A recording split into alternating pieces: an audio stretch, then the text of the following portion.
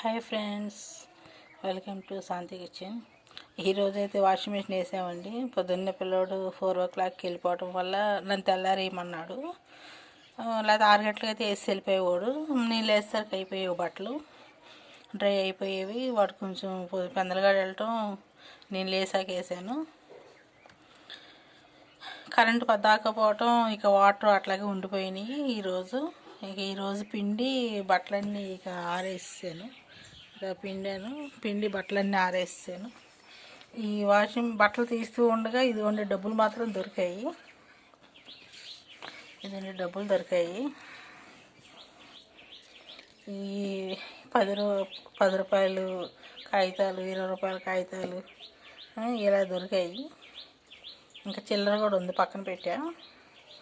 ఈ 10 రూపాయల కాగితాలే కదా, 500 నోట్లు దొరికితే బాగుంది అనుకున్నాను. కానీ 500 నోట్లు పాపం జోబులో ఉంచలేదాడు.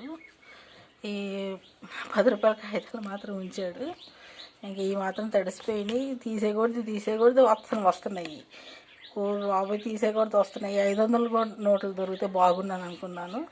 కానీ 500 నోట్లు ఉంచలేదు. ఈ మాత్రం దొరికాయి. ఇంకా అట్లాగా వాటర్ ఉన్నాయి కదా ఇందులో అని చెప్పి కొంచెం సరిపేసి డోర్ మ్యాట్లు వేసాను. ఒకసారి ఆన్ చేసేస్తే డోర్ మ్యాట్లు క్లీన్ అయిపోతాయి.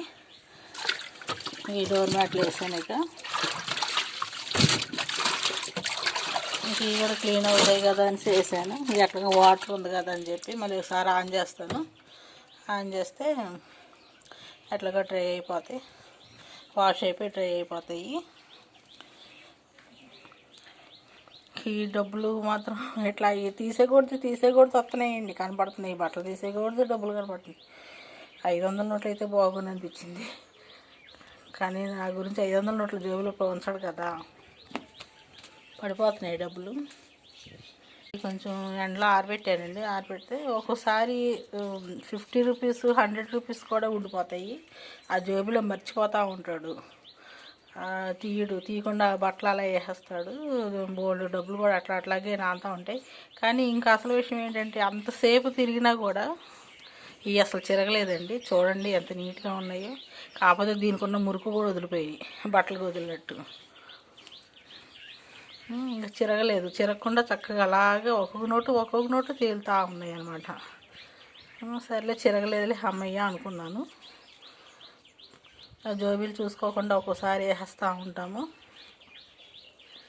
ఇక అది సంగతి.